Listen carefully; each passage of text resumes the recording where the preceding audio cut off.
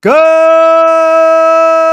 afternoon, everyone. 4 o'clock straight up on the East Coast. It is indeed a Friday edition of Middays with Q. As always, I'm your host, Rich Quinones. 2 hours to play with. We'll take you up to 6 o'clock straight up on this 11th of July, 2025, as we like to deem a What the Frig Friday. So, what made you out there say, What the Frig in the world of sports? As I mentioned, 2 hours to play with. Busy show. I am flying solo today, so it's going to be you guys out there giving me a hand for the next 2 hours. You can always tweet at me at RichQ on Q. We are on Triax57 among other entities, including X and my YouTube channel at RichQ on Q.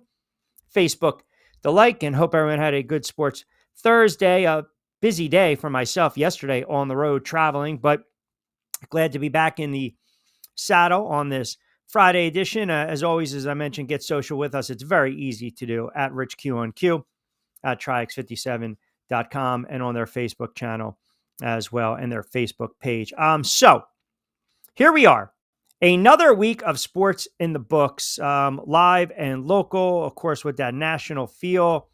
You've got a lot of baseball to dive into, and that is exactly what we are going to do today. We are going to mix in a little NBA. Also, think about this with the NFL and training camp right around the corner, respectively, which when we get into the NFL, I've got a couple of tidbits I want to throw out there to you guys regarding the NFL and just sports as a whole. Sports as a whole. So we'll have a little fun. And by the way, you also have a monster card this evening, tonight, that is going to be on Netflix live. And I will be locked and loaded watching that later on this evening. Tomorrow, the benefit of calling the fights. Tomorrow night, the fights will be in Sioux City, so I'll be calling them for BXNG TV. But tonight, you kidding me? I mean, if you are not a fan of the fight game, do me a favor and tune in tonight on Netflix, because MVP Promotions, as you guys say, I'm cashing the check from Jake Paul. It is a all-female attraction card. Katie Taylor, Amanda Serrano, 10 rounds. Taylor is undisputed. Junior welterweight championship, Alicia Baumgartner versus Jennifer Miranda. 10 rounds for Baumgartner's undisputed junior lightweight championship. Savannah Marshall, Sharicia Green, Ellie Scottnoy, Yamini Mercado. There's a belt there. Johnson and Metcalf, there is a belt there. I mean, it's ladies' night, man. It's ladies' night. It is a ridiculously stacked card. So again, if you get an opportunity, if you are a fight fan or you have not ever watched a fight, if you've never seen a Serrano or a Taylor or a, Savannah Marshall or Alicia Baumgartner, who I had the pleasure of calling a couple fights with in Philadelphia, they're as talented as they come. Absolutely as talented as they come. So you've got the fight game going on tonight. You've got a lot of the summer league right now in effect in the NBA. And as I mentioned with baseball, which the trade deadline is right around the corner. And you're starting to see right now exactly what's transpiring in baseball. As we are 90-something odd games into the books right now. By the way, Guardians and the White Sox tied up at 2-2.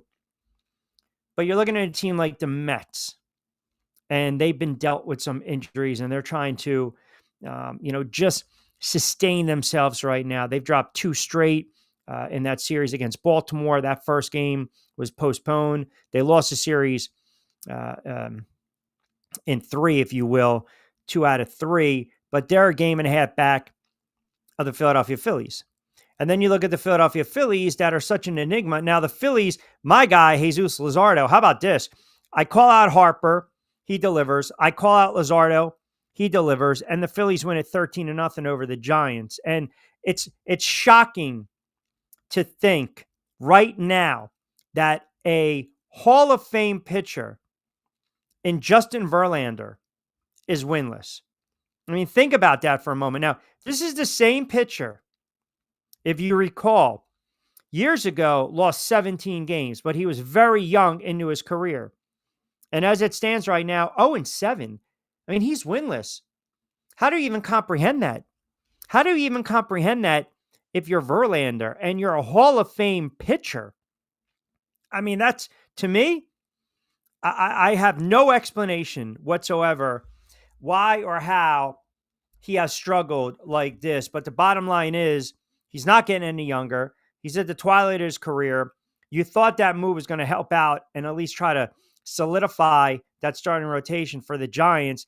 And he has just been absolutely god awful. He has not been a very good pitcher, and the Phillies offense was able to just take advantage of that. Now the Phillies are on the road. They're out west. They're continuing out west. They got a 4-game set against the San Diego Padres, a very good team that is very capable of putting up runs. We've seen that. So tonight, you got your workhorse on the mound, Wheeler. Steve Gardner and I spoke about Wheeler earlier in the week. He's right now 8-3. He's arguably the best pitcher in baseball. He's arguably the best pitcher in the NL. He is definitely right there when we talk about Cy Young candidates. They will go with Wheeler. And remember, too, think about this. If you're a Phils fan, actually, no, check that. They're going to go with Suarez tonight. Pardon me, check that.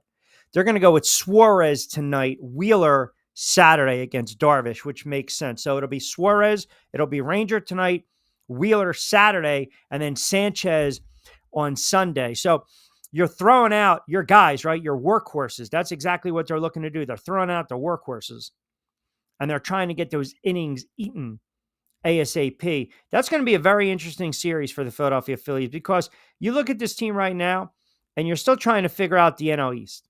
We're still trying to figure out the NL East. The Marlins are done. The Braves have just gone through the wayside. I know, by the way, John Bueller, who typically joins me on Friday from Fansided, taking a little vacay. He's going to join me back in the saddle next Friday.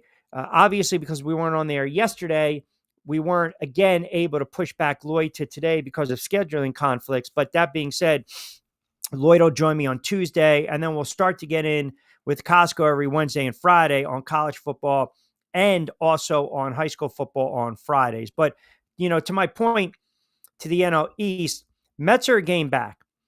The Marlins are done. The Braves are done. And we already saw what Washington did. They fired Martinez. They fired Rizzo. They are in I guess you can say, a big-time overhaul, a big-time rebuild, overhaul, restart, recalibrate, whatever you want to call it. They've been a very bad baseball team, and it's shown. Then you look at the NL Central, and the Cubs are 2 games up on the Brewers. The Cardinals are 5.5 back of the Cubbies. The Reds are trying to, again, just stay afloat, 7.5 back, and the Reds have shown you they're not a very good team on the road. Pittsburgh's done. We know Colorado is suffering one of the worst seasons in franchise history, let alone MLB history. They won 21 games. Arizona's 10 back. The Padres, this is a huge series for the Padres right now. If they can win a couple games against the Phillies, hopefully maybe the Dodgers continue to slip because the Dodgers right now are showing you that they're human. About a week ago, we were waxing poetic about this team well on their way to 100 wins, and they've dropped 6 straight. And what's alarming is their offense has done nothing. And what is even more alarming, the starting pitching has been brutal for the Dodgers. They gave up 18 runs to the Astros in the first game, 6 runs in 5 games, respectively, 29 for the series. Then they follow that up. They follow that up with this offense by giving up 15 runs to the Brewers in a 3-game sweep. So not only did they get swept by the Astros, but they got swept by the Brewers. They've got some issues right now.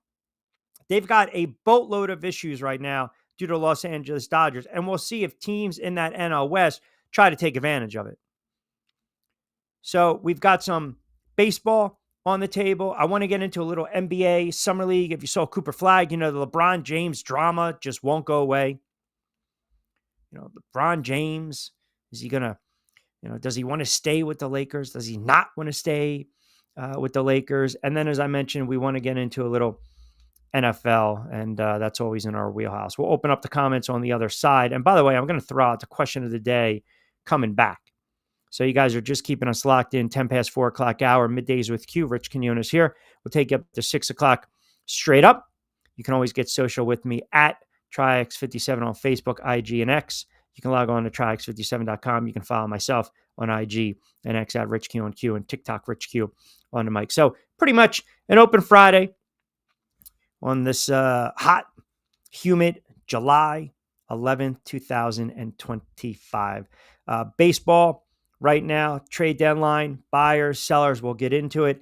NFL, I want to get into the NFL. I've got a couple, I guess you can say, tidbits, questions I want to throw out, and I want to pose to you guys as well on the other side. So we're just cranking it up on a Friday edition of Middays with Q. Keep it locked in right here to Triax57, Triax57.com. When we come back on the other side, we'll open up your comments. We'll see what you guys have to say on this Friday. You can always hashtag MWQ. You can tweet at me, Rich Q on Q. You can get me on Facebook as well, and you can check out the YouTube channel at Rich Quinones. Quick timeout. We'll come back on the other side.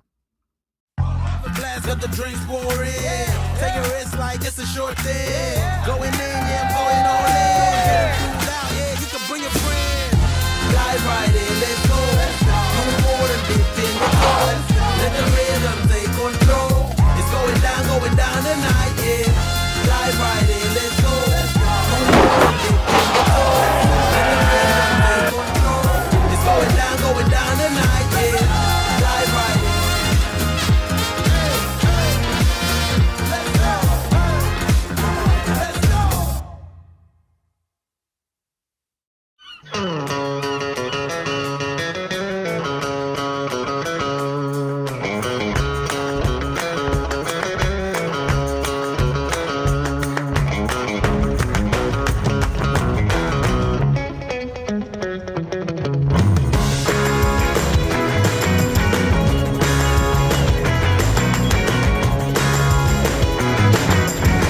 This is what the Down Beach Seafood Fest is all about. It's about community, it's about friends, it's about culture, right? The food culture in Atlantic County is rich.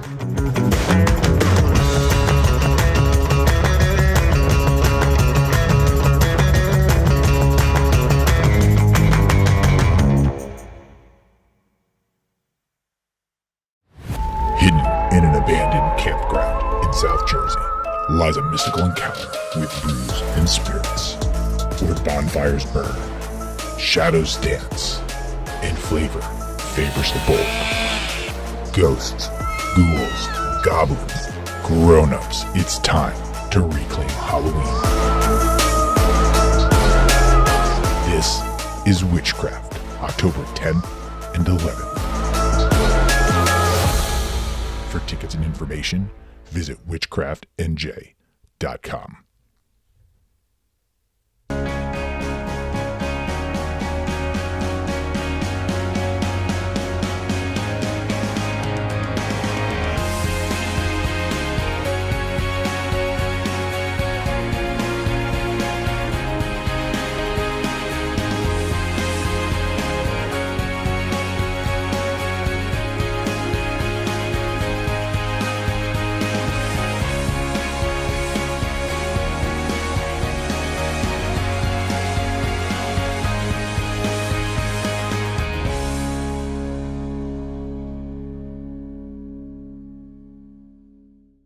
Hi, I'm Bruce Pascoe. I'm very fortunate. Years ago, I found something that I genuinely like to do, and it's something that helps other people. What I do is help people transition from traditional health insurance into Medicare. I've been doing it here in Atlantic County for more than 20 years. If you're getting ready for Medicare, call me for a free consultation. 609-484-9800.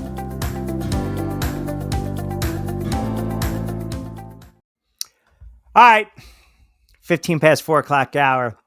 I'm already being bombarded and annoyed on a Friday edition of Middays with Q. Rich Quinones here. We'll take you up to 6 o'clock. So I mentioned the fights tonight. I'm all in. I'm all in. I think it's a remarkable night. And I know you guys hammered me before when we were talking about, the female fight game. We were talking about Jake Paul, MVP Promotions. And you don't have to be a boxing fan to appreciate what's going on. You don't have to be a fight fan, to be quite honest, to just respect and see what's on the line tonight. It's a remarkable card. It really is. And I like to say, if you're not familiar with some of these fighters, you are talking about icons in the sport. You are. Amanda Serrano, you go back to my YouTube channel, I interviewed her like 8 years ago. Trying to give the flowers and exposure to the female fight game, female boxing. I mean, Serrano, Taylor, they're icons. Like, it's going to be a fan-friendly fight. Period. It's going to be a fan-friendly fight. You have arguably one of the greatest all-time female fighters, arguably one of the greatest all-time Puerto Rican fighters, and Amanda Serrano. Like, the resume, the body of work, it speaks to itself. It really does. And these two clashed, if you recall, back on the undercard of Tyson and Paul last November in Texas.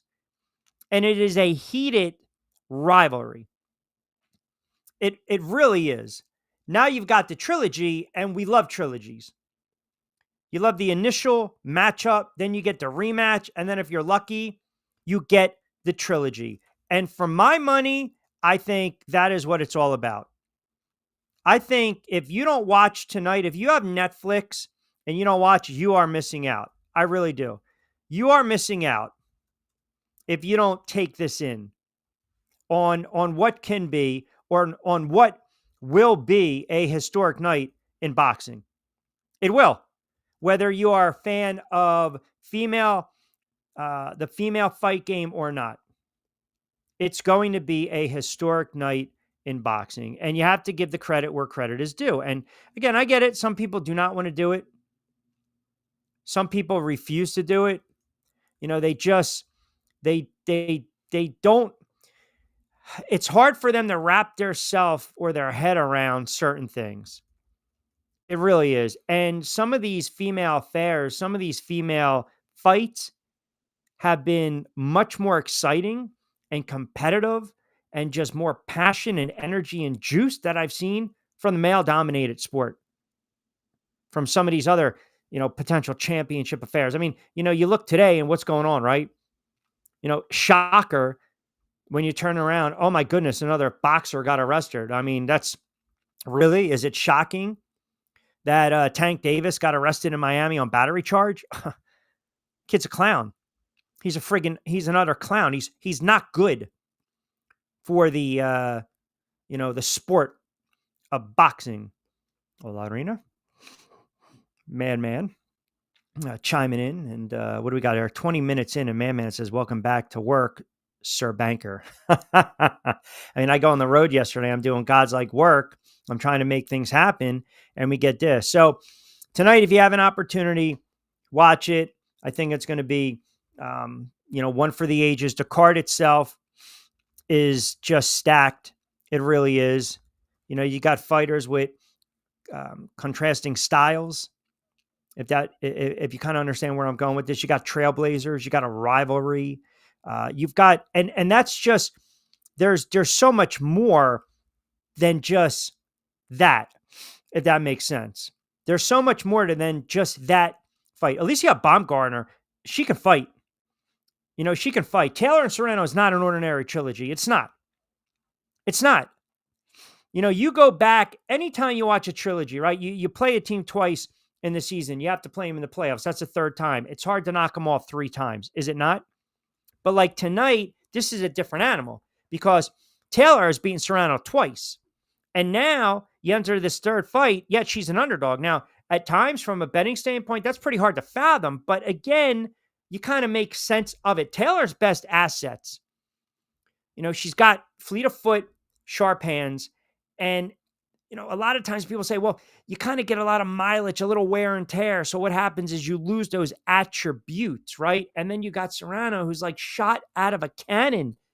I remember early in her career, I caught a couple of her fights. They didn't even last like 30-something odd seconds. And so, listen, Serrano's 36, young as a person, But in the fight game, not a spink chicken. And her style is not really relying on youth and reflexes, so to speak, right? I mean, her punches, they carry weight, man. They carry, she's got the wear and tear. She's going to work you down. She's going to, again, she's got that style. She's going to come forward. She's going to let her hands go. You've got two very good fighters. I think it's razor close with the odds. I'll give you my predictions later on. And then I mentioned Bumgarner versus Miranda. Miranda's plus 1,000 to win this one. That's a co-feature. And Bumgarner, she fights with a chip on her shoulder. A big time. She's strong. She's athletic, right? She's strong and she's athletic. And because of that, and the reach, she's going to steer clear of the counter striker and the counter puncher in Miranda. And I think we might get a stoppage here. And now you look at Bumgarner, she's under Derek James. So she just comes in ridiculous shape. And then we talked about Green. We talked about Marshall. I mean, listen, you've got stacked card, and I want to get to some comments. Matt Sarge, Tommy D, I'll get to you guys in a second. Tonight is good for the sport of boxing. It is. It is good for the sport because I think you're trying to continue to get the eyeballs. And I know what we talked about last week when we were talking about the Jake Paul fiasco and all this other stuff. And you guys were getting on me saying the payroll this, the payroll that, bounce a check here, bounce a check there. Hey, man, I know we are having fun with it. But if there's a way to bring interest to a sport, whether it's through promotions, whether it's through the gimmick, whether it's through entertainment, most of the time we're going to get sucked in and you guys are going to watch. And I think that's exactly what's happening in this case. And I expect the numbers to be ridiculous tonight. And I think there's going to be a substantial amount of eyeballs. Matty Ice in Delaware chimes in. Q, you mentioned that Bumgarner fight. If you kind of rank her in the pantheon, where would she be? I mean, again, it's subjective. I think she's a very good fighter, obviously. I mean, you're talking about an undefeated super featherweight. I mean, she's that good.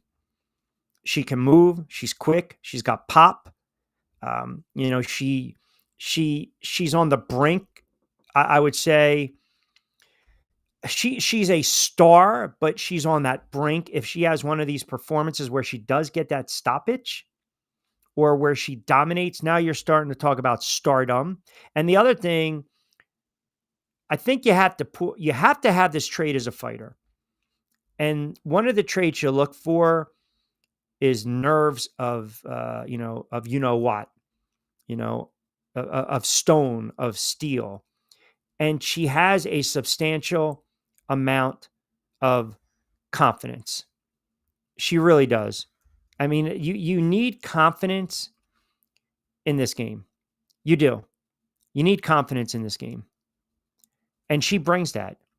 And she's got the swagger and she looks the part, and she's got that edge to her. And she's got some pop and she's got some power, man. She's got some power. For 5'6", she's got some power. And she fills out. And that's the thing. And I do want to clarify, she had that one loss. She had the no contest against Delphine Pearson. That was last September. But prior to that, she did lose back in 2018. But she was still trying to feel her way. But she's on the cusp. Like when we say stardom, because tonight you got 3 belts on the line. You got the IBF, you got the WBC, and you got the WBO. I mean, the card is just, and the interesting thing that kind of goes unnoticed is Ellie Squirtnoy, who's from the UK, had a very small following on social. She's very charming, had a very small following on social.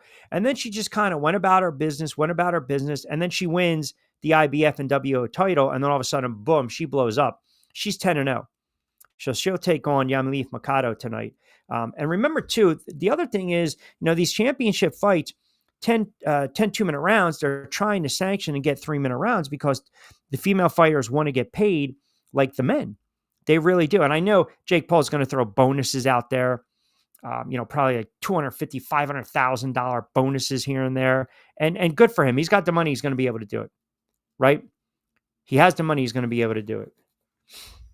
I feel like this is a pseudo name. Let's see what this is all about. Graham, I am. I believe that's a pseudo name. Sarge, chimes in. Q, I know you're going to get into the NFL in the 5 o'clock hour, but have you started to look to any of the futures of week one? I have, and we will definitely get into the NFL in the 5 o'clock hour. I have. Franchise chimes in. Q, what do you think is going to be the landing spot for LeBron? Your guess is as good as mine. I think it's right now, there's so much drama with LeBron James. I mean, LeBron James is worth like $1.2 million. I mean, this guy, money-wise, he's set for 1,000 generations. And if LeBron really believes he's got something left in the tank, then what would you say is the best route for LeBron James? I mean, think about this.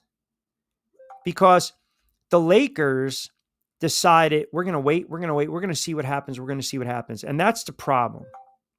Because you're sitting there and you're saying to yourself, I need to sit and say, what are we going to do in free agency? Right? What are we going to do? Are we going to figure out a way to build around him? The Lakers went into the offseason and they had the hole at the center position. So you trade for Luka, but it comes at a cost of losing Anthony Davis, which now you make their front court even thinner. So now you got a lack of a big man. And you factor that in the fact that Minnesota was able to sweep them in the first round. Okay, so now let's go the free agent route. Let's target that makes sense, okay? Brook Lopez. Because Brook Lopez has shown that he's a pro's pro, he's a solid, he's a gentleman, he's a rim protector, he's a floor stretcher. He can give you good minutes. He didn't return to the Lakers. He signed with the Clippers, and he's an LA native. So he's going to back up an ex-Laker big man in Zubac. So now you lost out on that. So you're waiting around. And the problem that the Lakers are dealing with, and this is what happens in franchises, and it will lead me into the NFL conversation. Trust me. I'm passing the torch. I'm passing the torch, period. I'm passing the torch from one franchise player to the next. And that's always hard to do. There's a reluctanceness. There is you're timid, you're tentative, you're nervous. There's apprehension. I don't know if I can do this. And in basketball, it's hard to do because you're talking about 5 players, one singular player that's the face of the franchise, the dominant player on the floor.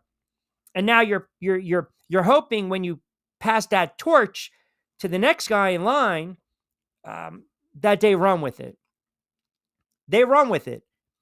And they continue where that all-time great, and in this case, LeBron, left off. And I'm not suggesting that Luka can't be that guy, but that's the rub for the Los Angeles Lakers right now. If that answers your question, that's the rub. They had an opportunity to appease LeBron. They had an opportunity to go out and build one more time. Let's run it back. Here we go. And now you got LeBron, who's maybe thinking, maybe looking, maybe he's peeking out the back door, looking for a better deal, looking for a better opportunity. Obviously, when we talk about offers, but where am I going to go? What's going to happen with his son, Bronny? And I did watch last night him in a Flag in Summer League. I definitely watched that last night. And I thought Cooper Flag, limited time here and there, thought he played well. And I think ultimately, I don't know. Are the Warriors going to pursue LeBron James? Is James going to stay with the Lakers? I don't want LeBron James if I'm a Knicks fan. I don't. I just don't. And there's reports coming out right now. And this is why you can draw scrutiny, because he picked up the final year of a $53 million player option, right? And I think, again, it's his contract, that move with the contract, you look at what the Lakers have done, right? The ground shaking Luka Doncic trade. That kind of makes me feel, okay, what do you want out of LA? Do you want out of LA? Because there's going to be a handful of teams that are going to try to trade for James. and they're gonna make an offer. And I just, James to Golden State, that's not new news. We know that. James to potentially the Knicks, that's not new news. We know that. I don't know how it's going to play out. I really don't, but I believe there's just uncertainty, and that's never a good thing. When you have a player that's uncertain about their future, they're not all in. We see it in the NFL. We see it in the NFL all the time. Critter has breached a chat. I mean, I think that's an understatement on a What the Frig Friday. I mean, if we're talking about a What the Frig Friday edition of Middays with Q, then that's it right there. We're still trying to, let's pull it up one more time. I mean, that's a hell of a handle. Cram I am. Is that like Sam I am? Green eggs and ham? 30 past 4 o'clock hour. Let me get to more of these comments. Angel and Camden chimes in. Q, who do you like tonight in the Serrano fight? I can wait until we're closing out the show, but I think Serrano is going to have another gear late in this fight. I really do. She wants to continue to, when you're deemed the best or the greatest of all time, you want someone to kind of rip it out of your hands, do you not? Right? You kind of want someone to sit there and say, I'm not going to allow this anymore.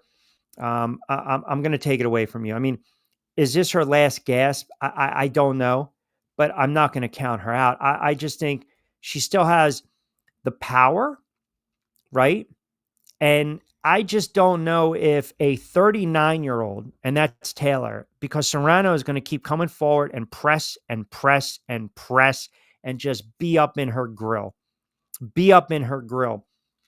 At 39, you get through a couple rounds, and now you got a full 10. Do I want to go the full 10? Like, eventually the body shots are going to kind of add up. And remember, too, Serrano's coming in, never beaten Taylor. So she knows I have an opportunity to put Taylor into retirement. I can knock her on her fanny. I can send her on her way. And in essence, then I'll basically stamp myself as arguably the greatest female fighter ever. I mean, she's top 3 or 4 when you talk about the all-time great Puerto Rican fighters.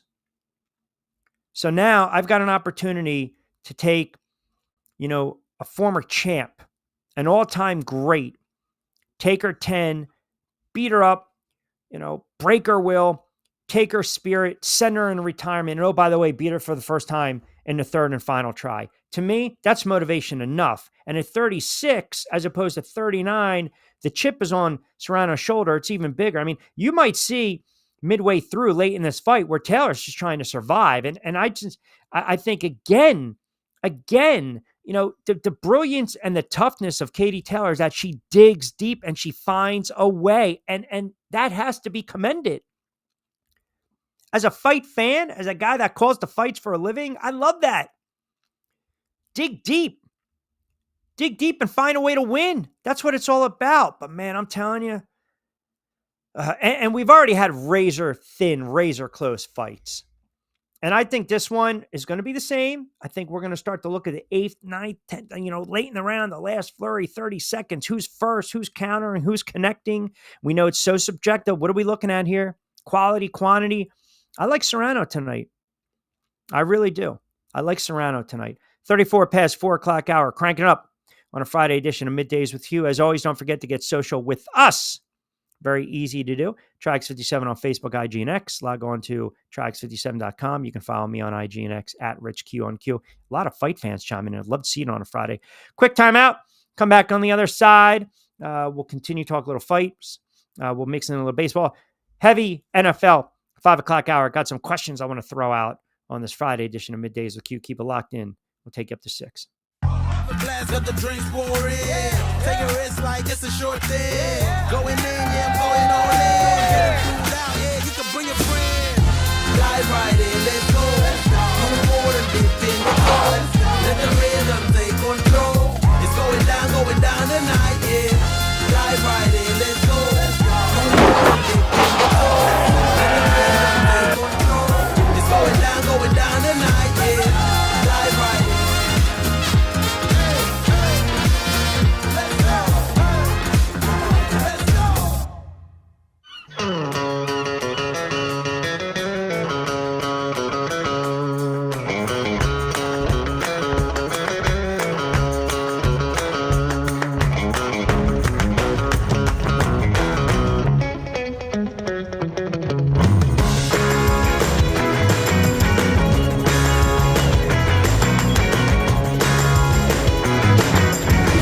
this is what the Down Beach Seafood Fest is all about. It's about community, it's about friends, it's about culture, right? The food culture in Atlantic County is rich.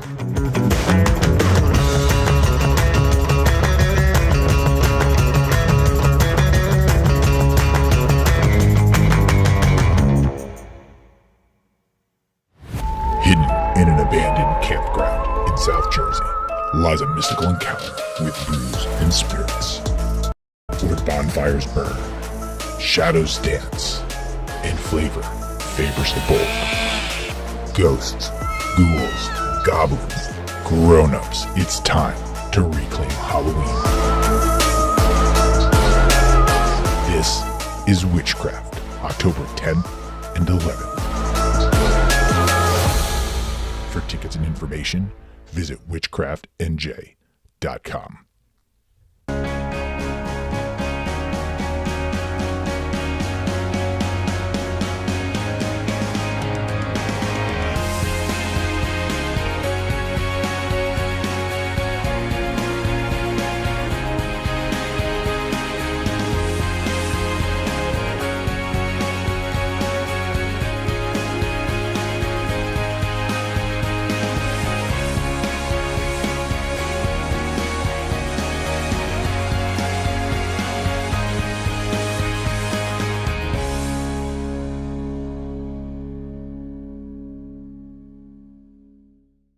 Hi, I'm Bruce Pascoe. I'm very fortunate. Years ago, I found something that I genuinely like to do, and it's something that helps other people. What I do is help people transition from traditional health insurance into Medicare. I've been doing it here in Atlantic County for more than 20 years. If you're getting ready for Medicare, call me for a free consultation. 609-484-9800.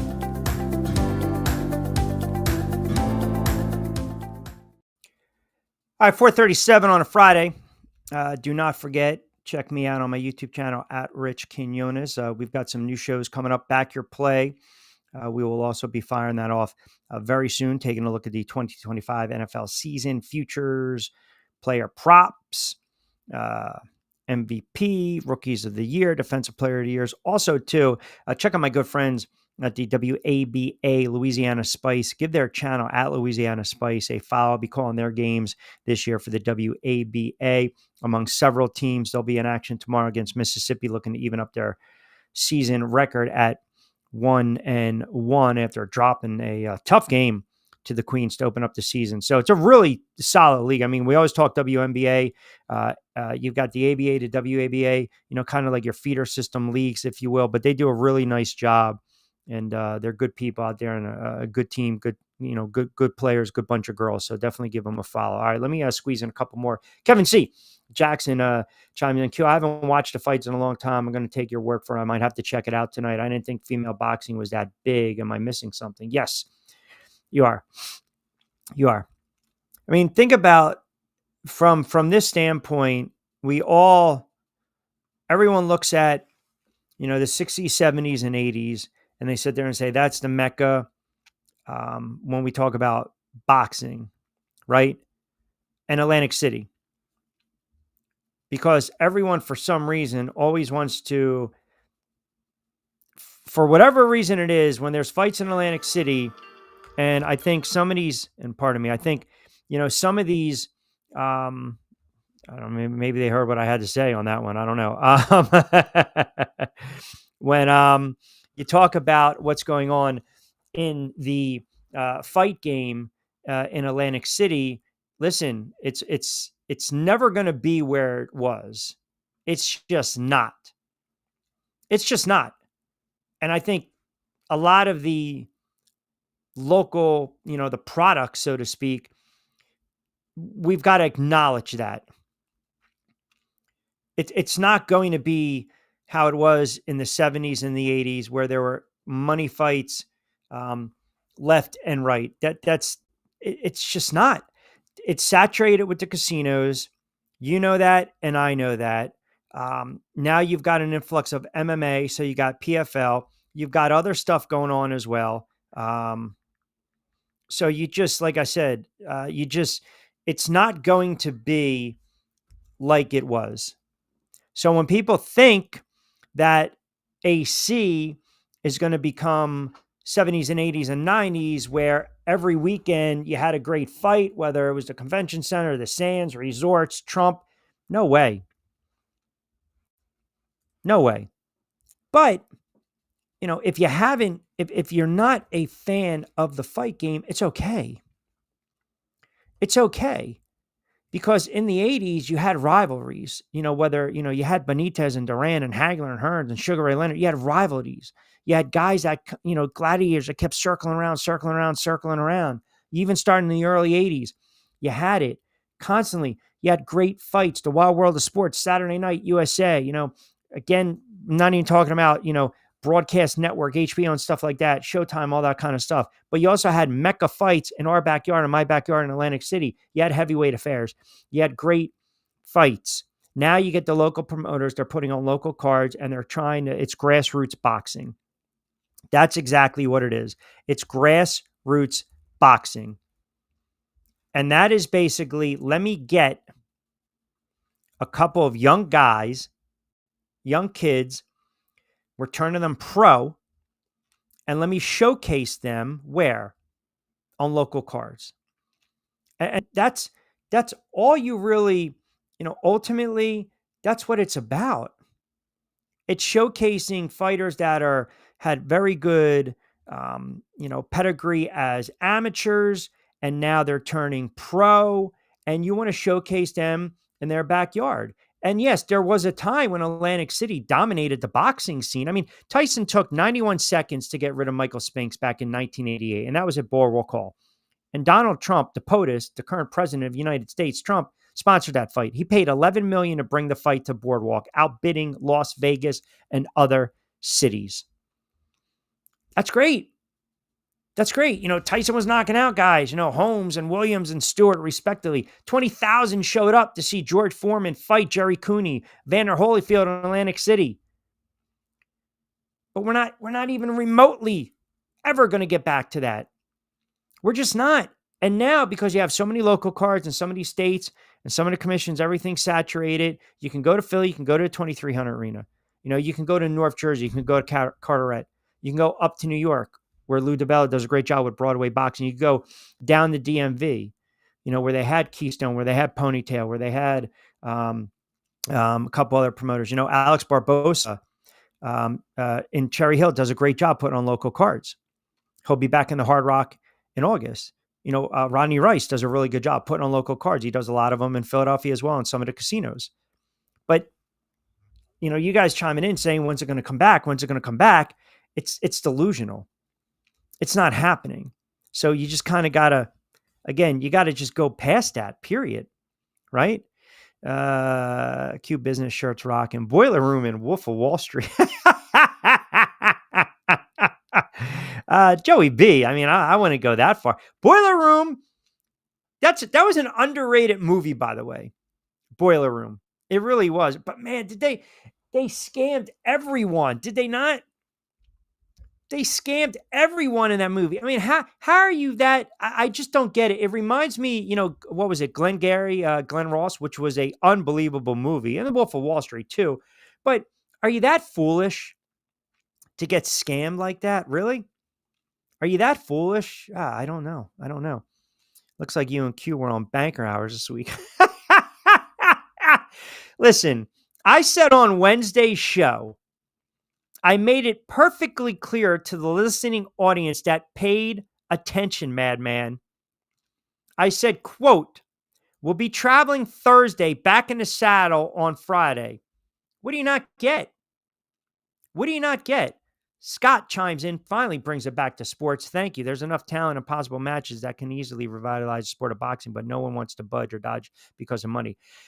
The purse is the issue. You've got some great fighters. Hold on. You got some great fighters. Period. You got some great fighters. They will spend. The promoters, there's always an argument with the split. And I also think now some fighters, you're right, don't want to fight each other, but that's because of the purse. They can't agree to the purse. And as you mentioned, and I just kind of said it in tongue in cheek when we were talking about it, back then, guys were fighting each other. It's a fact.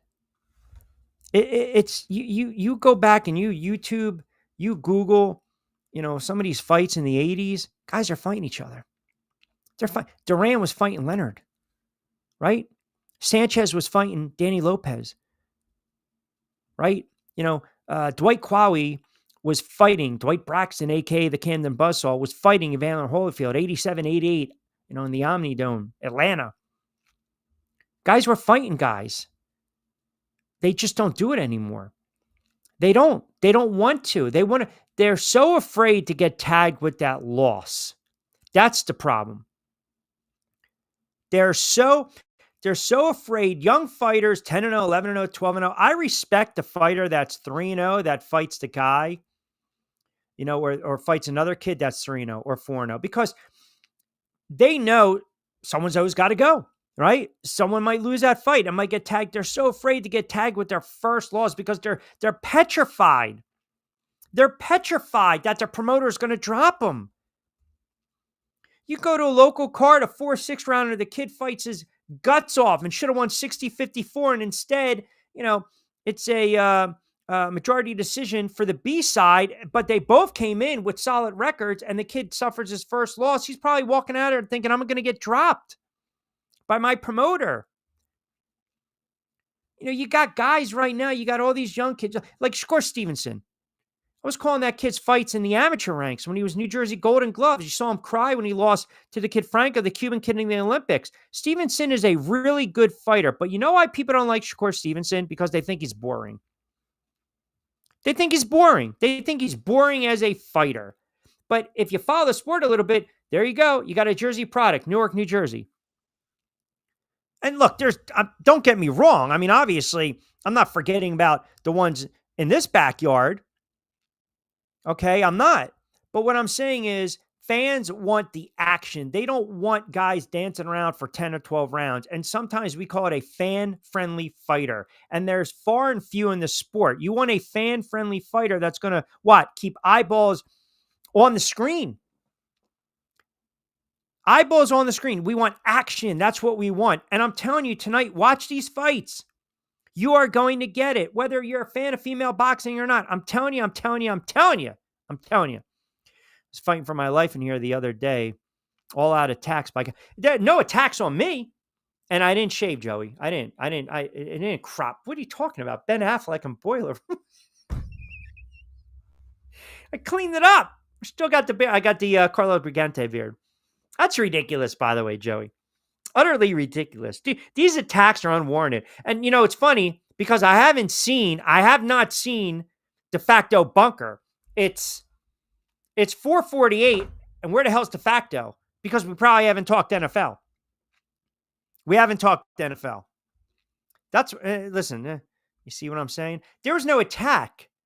The attacks were by you guys the other day. Period. Ball chimes in. Taking and accepting L's makes the man. Yeah, they do. But you know what? Few do that.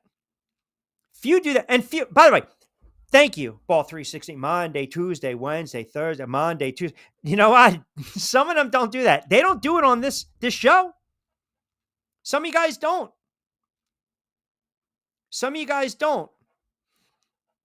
Thank you, Scott. Hey, it's all about the purse. Young fighters never want to have that L.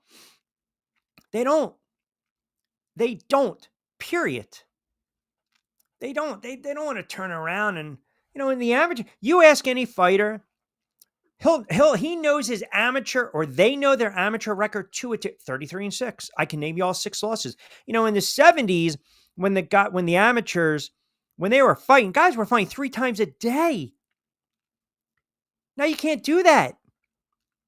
In the 70s, they were fighting 3 times a day in these tournaments. You can't do that now. Are you kidding me? Plus, let's just say you fought 20-something odd times, depending upon the commission. And you're fighting in, you're fighting in Philly, Pennsylvania. And your last fight, you got dropped a couple times, but you won. Your second fight, it goes 10 rounds, but it's a bloodbath. You're going to get suspended by the commission. So now you're going to lose a couple months, period. Especially if you get knocked out. If you also get dropped by your promoter, you're screwed. Half the fights that aren't made because half these kids don't have good people in their corner. That's the problem. They got leeches. They got guys that are trying to, suck them dry. I was calling fights down not only in the Carolinas, but also in Baltimore and in Washington. You see some of these kids come up. They're flying them either out of country or far, maybe across from the West Coast to East Coast. They don't have anyone in their corner. You kind of look at them. They got a lopsided record. They're wearing sneakers. They have no business being in the ring. They're a man on an island, and you give them credit for wanting to be out there, but they have no business being in the ring. They don't have a corner man. They don't have anyone to back them. They don't, period. They don't. And that's the problem. That's the problem. And that's one of the problems with the sport. You see it in boxing. You see it in AAU with basketball. You see these guys, all of a sudden, they want to gravitate towards a young kid. They think he's a cash cow. And then once that kid tears his ACL, bangs up his knee, they drop him. They suck them dry. And now the kid loses his livelihood.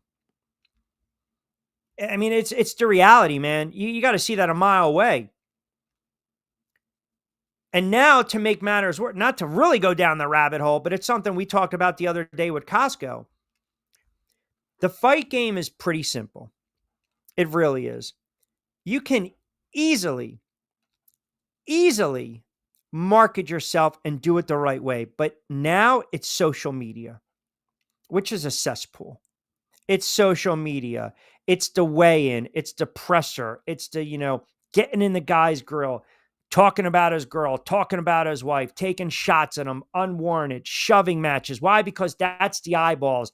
That's the entertainment value. Back in the day, what was Muhammad Ali doing? He was just talking trash, making fun of Frazier. And I remember when I interviewed Joe Frazier, I asked him flat out, God rest his soul, I asked him flat out, did that bother you? Because he would never admit it. And he finally said, yeah, it got to him. It got to him, that talking. Now, that's just two grown men at the height of their careers, perfecting their craft, all-time greats, and all Ali was doing was just yapping. Now in social media, they take it to another level. It's almost as though they goat you into the fact, you better fight me. You better, go on right now, go on X, and hashtag Serrano and Taylor 3 or hashtag boxing. You're going to see. It's nonsense. They're fanatical. They're goofy. They're crazy. How they absolutely, some of these people crap on the sport, and how some of the media, and I know you guys joked with me last week talking about Paul, but how some of these media, they are flat out paid by these promoters. They are flat out paid by these promoters. It's like, what the hell fight are you watching here when you're covering it or you're calling it on these networks?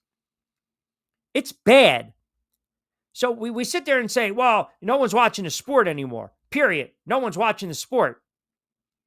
So it's like, that's not true. Every sport, there's an issue. You flip on any network with any talking head, they're going to push their agenda. They're going to push their own narrative. They're going to push whatever you want them to push. They're going to push what they want to push because it fits their narrative. It fits their agenda. And half the time they're going on and they're saying something that's so outlandish. I didn't even look today, but I guaranteed you all the yappers on the mothership turned around. And what did they start with? Cooper Flagg and Bronny last night. I guarantee it led everything. It led everything. Why? Because you go on social media and you hashtag Cooper Flagg and he's trending and you have to see something. You see the viral video. He gives up a shot. Oh, this guy can't play. He dunks on someone. Oh, this guy can play. It's the same friggin' thing in every sport, and it's more pronounced in the sport of boxing because you got all these guys going back and forth, back and forth, back and forth. At the end of the day, shut up and just fight each other. Honestly, half the time I see fighters posting videos nonstop, and I'm thinking to myself, when the hell are you training? I don't need to see you handing out food to a homeless person. You don't need to advertise that. You don't. That's great. I commend you. That's wonderful. I don't need to see you jumping rope in just go about your business, man. Go about your business, but you got to do it for the clicks. You got to do it for the likes. You got to do it for the, the promo codes, right? Fresh roasted. You got to do it for the promo codes. I mean, social media has ruined so much. It has. If you take what somebody on X says serious, you got issues. You do. 1987 winning. Tank shirt. Is that Jakar? I don't smoke. By the way, I tried cigarettes once in my life.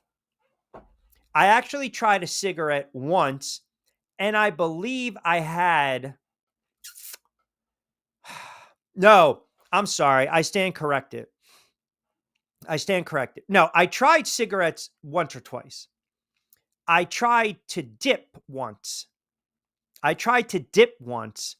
And I'm telling you right now, I made the mistake. I was dipping and I was trying to just take one for the team. I was manning up among the boys, trying to become a man.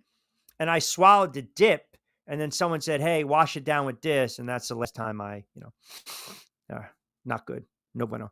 Not to be off topic, best fight in boxing you watch live or covered. Wow. Man, that's I love every fight, man. I even if it's a 4-round fight, a 6-round fight,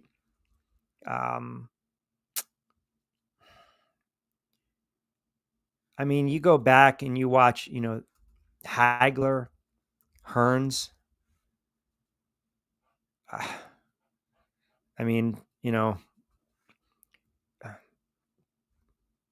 Pryor, Arguello, Duran, Leonard, no Mas.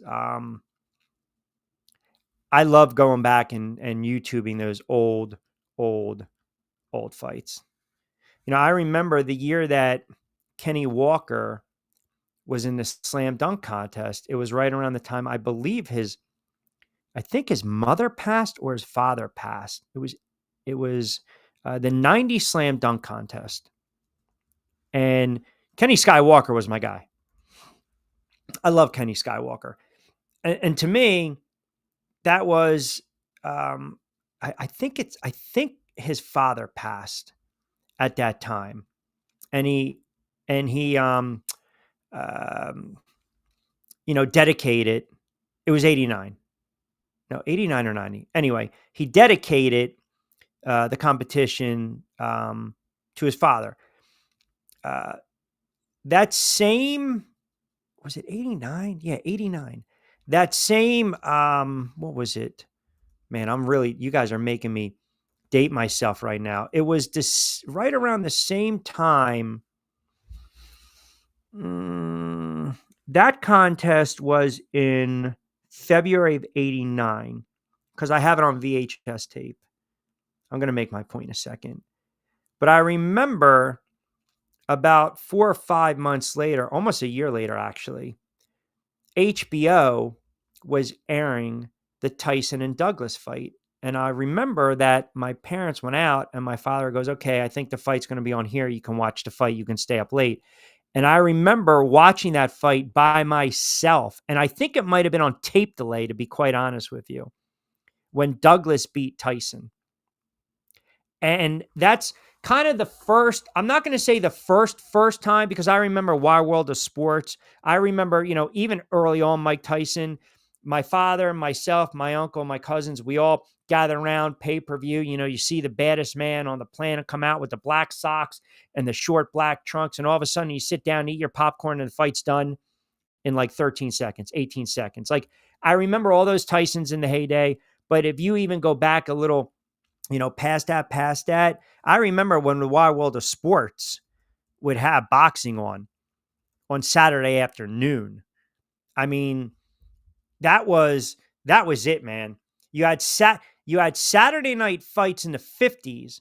Then you had boxing from the Motor City in the mid 50s. Then you had Easton Parkway in the 50s. You had Wednesday night fights in the 60s. You had the fight of the night in the early 60s to the mid 60s. And then Wild World of Sports, ABC, the agony, of defeat, took it in 64 and ran with it. And I remember, man, they had some great fights. My father years ago would still talk about Ray Leonard versus Wilfred Benitez back in 79.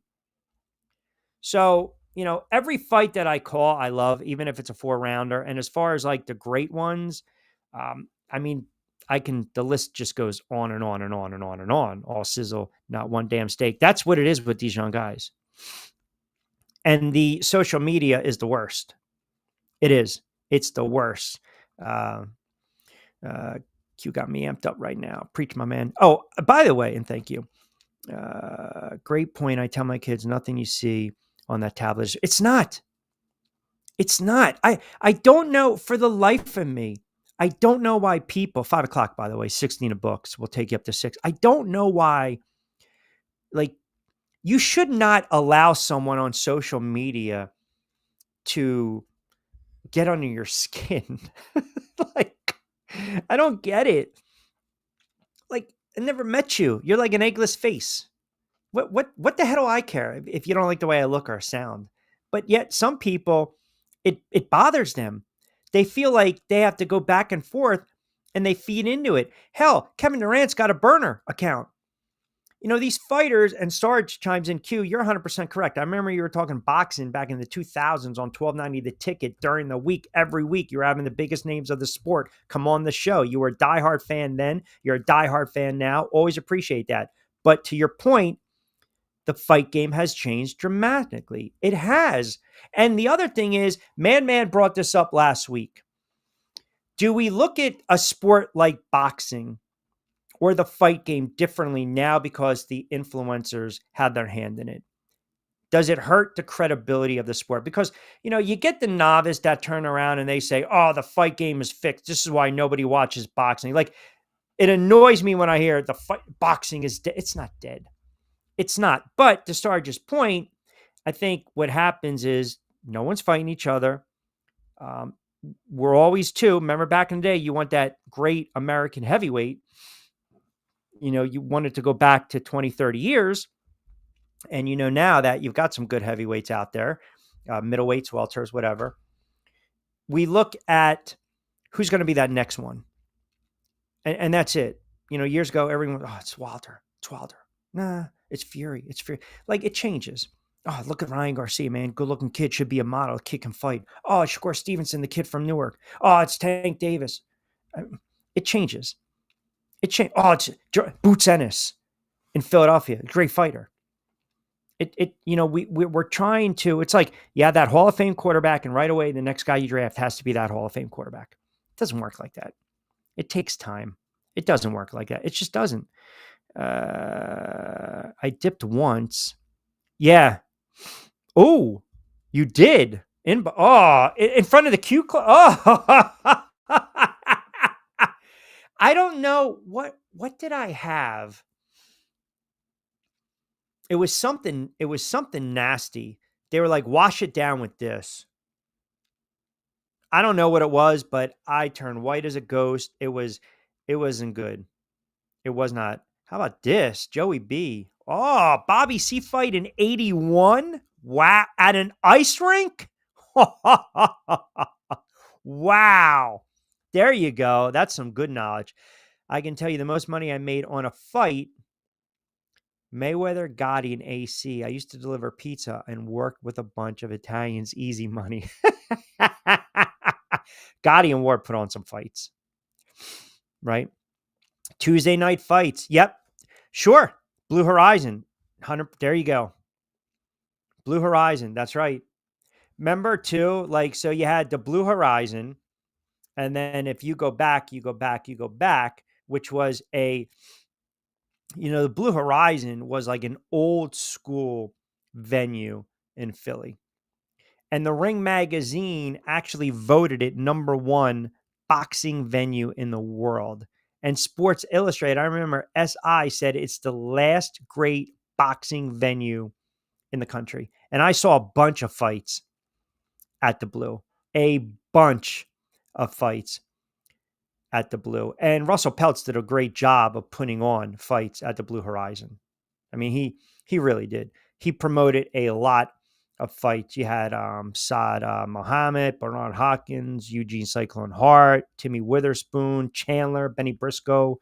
And I think, again, they were able to squeeze one more in 2004. And then obviously, 2300 Arena is a very good venue too. Now, you wrestling fans out there, you know exactly what I'm talking about, because if you go to 2300 Arena and you go to the men's room, you see all the wrestling stuff that's painted on the walls. So I wanted to, and keep the comments coming. Always appreciate it. 5 o'clock straight up. We'll take you up to 6 on a Friday edition of Middays with Q. Rich Quinones here. So I wanted to throw this out. We keep the boxing talk going as well. Oh, hold on. Oh, look at this. Little knowledge. Are you kidding me? James Green. My dad brought me and my brother to the fights at night. Wow. That is, you are dating yourself, brother. James Hard Rock Green. Yeah, from Irvington, New Jersey. I think his last fight was either a draw against Lonnie Davis or he got knocked out in the 12th against Otis Grant. I'll let you guys kind of fact check that for me. So I wanted to ask you this question. I was watching this last night, football-wise. I don't know why, but they're replaying a lot of games on the NFL Network, like classic games. So they had the 1993 Dallas Cowboys. They were highlighting it. So the Cowboys go into Giant Stadium, last game of this. It's the Emmett game, if you guys remember, right? The Emmett game where, you'll never forget the day that Emmett Smith, broke his collarbone and ran for $150 and caught another 5 balls for 46 yards. I mean, the Giants should have friggin' won that game. Their offense stunk that day. Their offense stunk. I mean, Pierce had a 40-yard catch and then fumbled, and that just crushed the momentum. The Giants lost in overtime, 16-13. Eddie Drink and Be Merry with a field goal. And the Giants had to play Minnesota. Dallas got the bye. And then the Giants went to the stick and got blasted 44-3. Ricky Waters, 5 touchdowns. That was Sims and LT's last game as a Giant. But I bring it up because it got me thinking. What was the gutsiest performance you guys have ever seen in sport? It can be in baseball. It can be in the NBA. It can be in hockey. It can be in football. But the gutsiest performance, because to me, that ranks right up there. That ranks right up there because he carried that Dallas Cowboys team. He carried them. And he carried them in that game. I mean, and by the way, go back and watch it because if you recall a couple of days ago, I told you when CBS was airing games growing up or when we were younger, you didn't know what the hell the score was or how much time was left. I counted last night in the fourth quarter, CBS threw a graphic up twice. 11 minutes to go and then under 5 minutes. And as a kid or, a teen, you're sitting there saying, oh my God, where's the clock? But that Emmett game I've got 5. I've got 5 that I've kind of highlighted, but I'm curious to get your guys' thoughts on it. The gutsiest sports performance you have ever seen, witnessed. Oh, ball 316 out of the gate. Kerry Strug. By the way, remember too, I don't even think she needed to, she didn't have to participate, correct? On the vault. Wow. Kelly Strug. Oh man, that is an unbelievable pull. Member of the Magnificent Seven. Wow. What year was that? Was that the 96 Olympics? Right?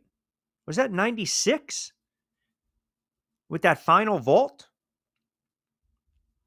Did she have to, but correct me if I'm wrong, did she have to go out there? Right? Because I recall that someone was like, you don't have to do it. That's a great, you know what? Wow.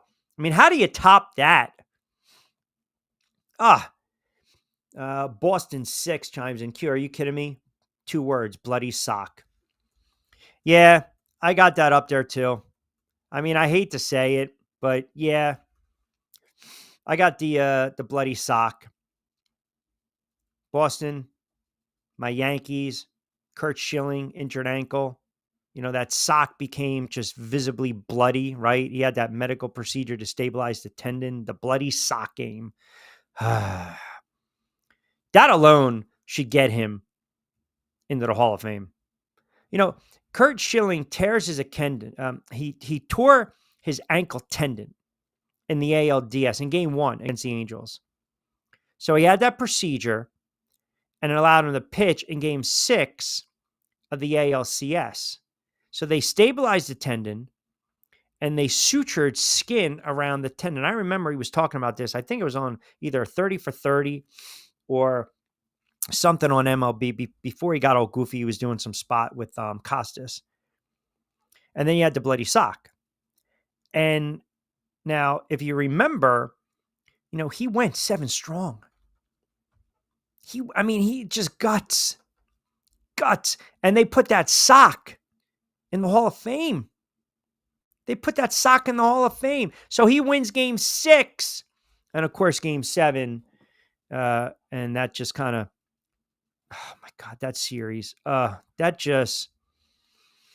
bloody sock game, man. Unbelievable. Willis Reed. That's right. And here comes Willis Reed.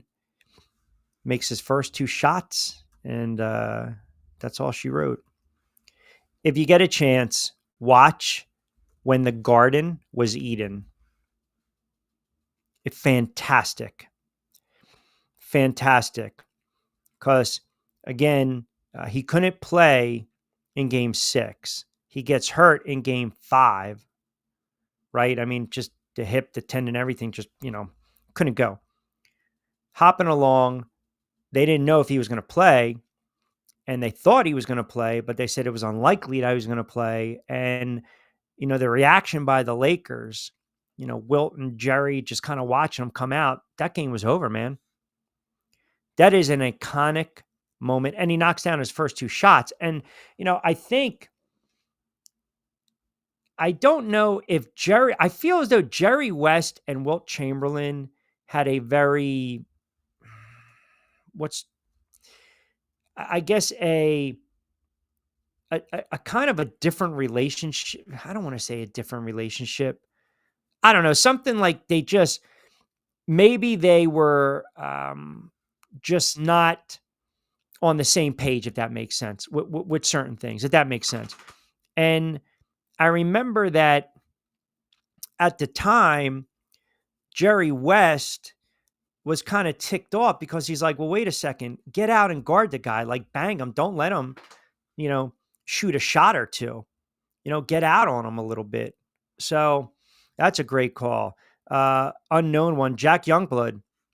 So Jack Youngblood, great quote from Jack Youngblood. And people think it was actually Jack Lambert. It wasn't. So you're referring to 1979. The 1979 Los Angeles Rams, led by, who's their quarterback? Very underrated Rams team that year that beat Dallas in the divisional round and then upset Tampa Bay. So they had Pat Hayden and they had the young Vince Ferragamo.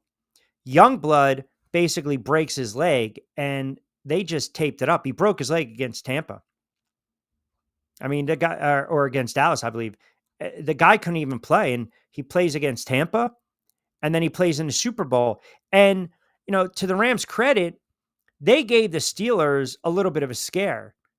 They were leading the Steelers in that game 13-10, if you remember. Well, I wouldn't say, but again, that's Steelers were favored by 10 points. But Youngblood, that's an outstanding. And I guess they asked him something prior to, and he's like, yeah, man, just give me a 6-pack and an aspirin and let me go out there. What about Byron Leftwich? That was when he was in college, right? And they had to pick him up and carry him. Yep. I remember that. Still throws me off. The MSG is the Mecca, and they never get the biggest superstars in the NBA. I can't really. Well, the biggest stars in the NBA usually have big moments against the Knicks, whether it's Kobe, whether it's Jordan. When Jordan returned and his second game back was against the Knicks.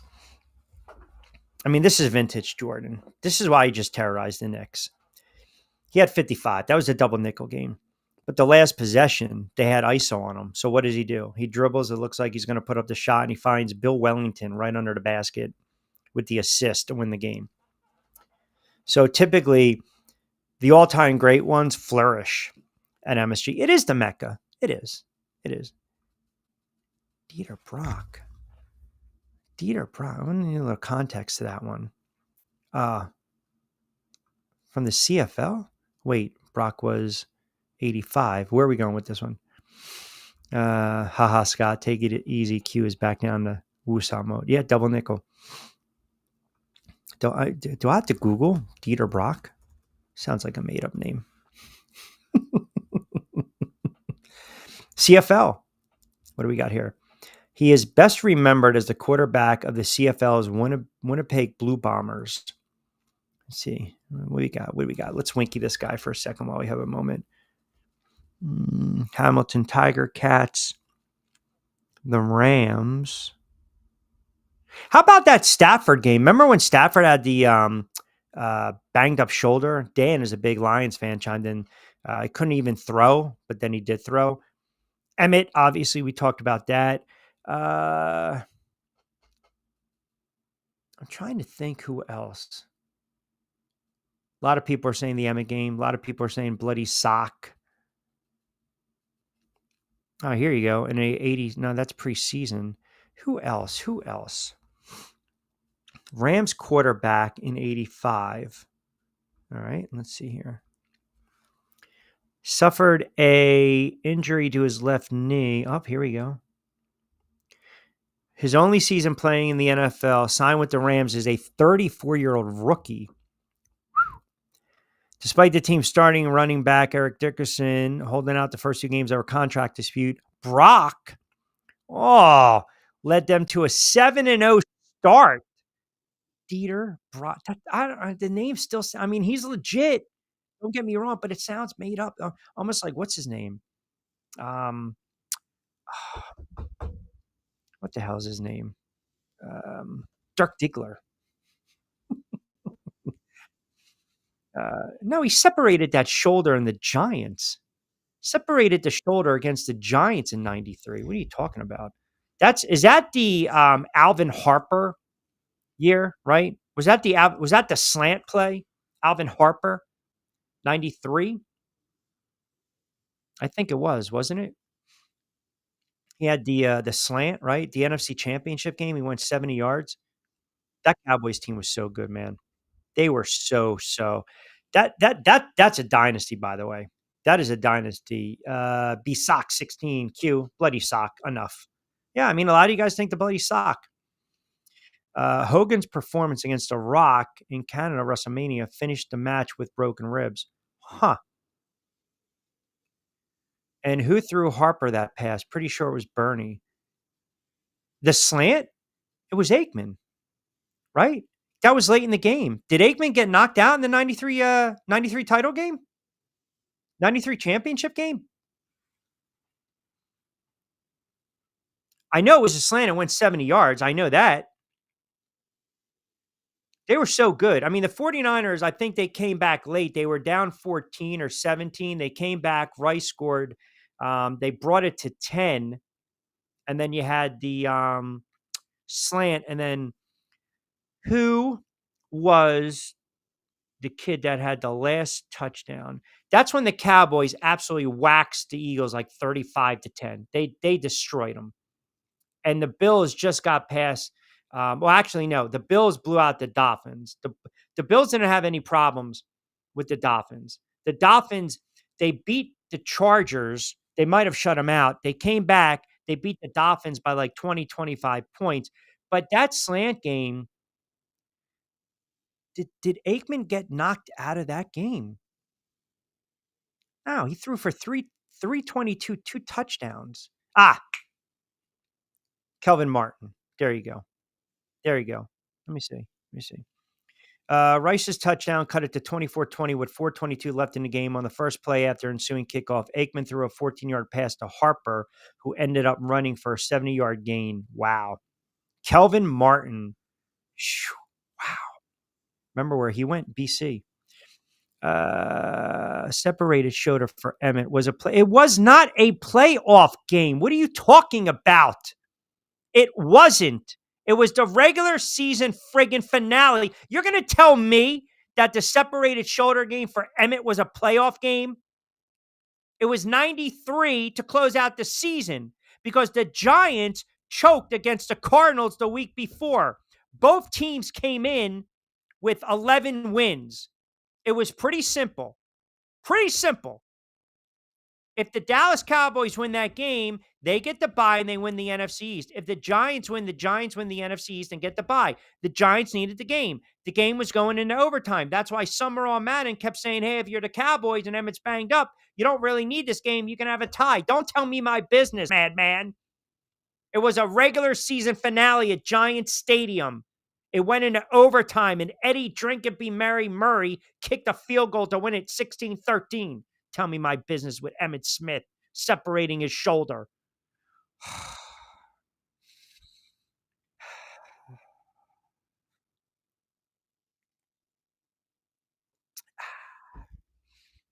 Didn't Donovan McNabb play with a broken ankle? Yes. He threw 3 touchdown passes or 4 touchdown against Arizona, correct? It was week 18. It was America's game. Okay. We got what? What is that? This is just, we got him. Bernie to Harper, 43 yards. You guys are all over the friggin' place. What the frig? You guys are absolutely all over the place today. All over the place. Aikman to Harper, slant. I'm not talking about down the sideline. I'm not talking about that. Come on, ball. Stay with me. Stay with me. Come on. You guys are killing me. Killing me, Jerry. You're absolutely killing me. It was the 1993. Should have won. They should have won that game. They should have. They really should have. I can't believe none of you guys came up with any hockey performances. You know, guys getting their teeth knocked out all over the place and yet still performing. So we have Emmett, we have McNabb, we have Strug, we have Willis Reed. Oh, how about the MJ? Now, was the MJ flu game, do we put that in gutsiest sports performance ever? Or are we talking about overcoming an injury? Right? The flu game when everyone knows he was hungover. But, I mean, do we say the flu game? Do we put that? How about, aha. How about this one? Kevin brings up, how about LT single-handedly wrecking the Saints Sunday Night Football with one arm? Yes. Yes. Yeah, he did. Exactly. Yeah, exactly. He was hungover. The Lawrence Taylor game, that was 88 against the Saints, I believe. That was a huge win for the Giants. And Lawrence Taylor basically separated his shoulder too. But gutsiest sports performance in NFL history, you can go with, I mean, Stafford has to be up there. Romo broke his ribs, did he not? And still played. Emmett has to be. Youngblood and Emmett and McNabb, you're right, McNabb playing on that broken ankle. We're not counting him throw up, but definitely playing on that. Madman, I'm surprised you didn't bring this up. You love Phillip Rivers. Didn't he play the AFC title game on a torn ACL? Right? Correct me if I'm wrong. Didn't he? I can't believe you guys didn't bring up Owens. Q Icon, Gibson World. And there it is. We have it. I think we have the winner. I think the flu games counts. All right. Kurt Gibson. I think that's it. I think that is, I think the Gibson, because of, now this is a good one. There's a difference between regular season finale for division. Obviously, helping your, Olympic team win gold. I get it. But, separated shoulder, ribs, regular season, Willis Reed, we'll put that up there. But Gibson wasn't even supposed to play. I mean, he was not supposed to even play. I mean, that call to this day, that at bat is legendary because Lasorda went with his gut. He just went with his gut, and he loved Kirk Gibson. Gibson, you're talking about, a veteran at that time, 84 MVP with Detroit, comes over, no nonsense. We're going to do it this way. This is how we're going to win game one. This guy injured both his legs in the NLCS. And to this day, the Mets should have won that friggin' series, but Greg Jeffries had so many errors. Don't even get me started. I'm not even a Mets fan, but just saying. The Dodgers, I had a root for them that year because you had the Bulldog, you had Hershiser. Nobody liked the A's. They just didn't. Nobody, the Bash brothers, and it's just the steroids in Oakland, not having it. If you watch that game in its entirety, the up and down, people forget that game was just so improbable. It was Jose Canseco hit a grand slam. That game was so. Gibson was watching the game in the clubhouse, getting stretched, doing therapy. And Vince Scully, the great, the camera lens catches a glimpse of Gibson in the dugout. Just a glimpse, a speck. Okay. And it's like a raw feed. And then the live broadcast, when they come back, when they go to the dugout, the great Vince Scully turns around and goes, "Nowhere to be found," right? In that iconic voice. And then Gibson goes around and pretty much tells Tommy Lasorda, "Hey, man, I want to at bat. I want to get up there to pitch hit." And he went down and he golfed that. That you watch that play over and who does he hit it off of? Eckersley. You got a 1-run lead. You got a Hall of Famer up there. And then, boom, you got a guy that had 45, 46, 47 saves during the regular season.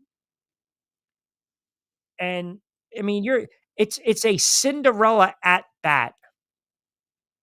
And what's so underrated about that at bat, and again, people, man, I'll tell you, people forget that whole sequence, that whole series. So Eckersley got Mike Scioscia to pop out the short. Then he struck out. Oh my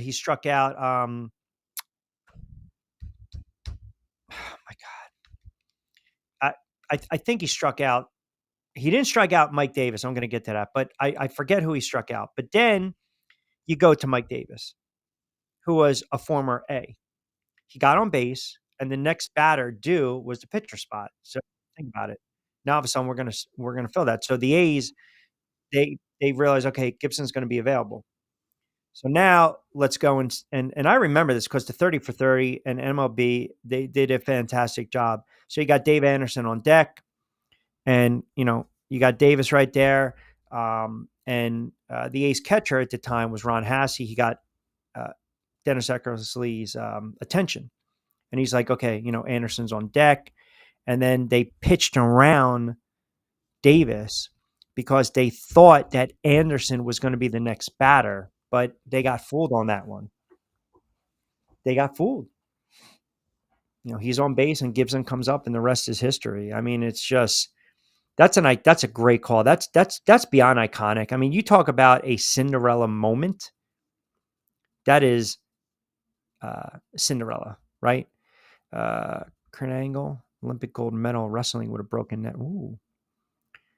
Ronnie Lott losing a finger, then still playing. Pierre Paul lost fingers, did he not? Ronnie Lott, I guess I'll give him that.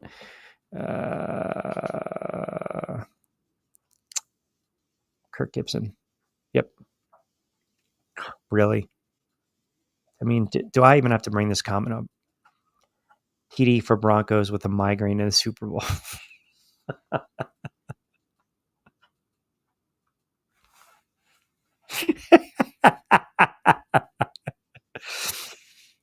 Eckersley was unstoppable that year. Yeah, that team was how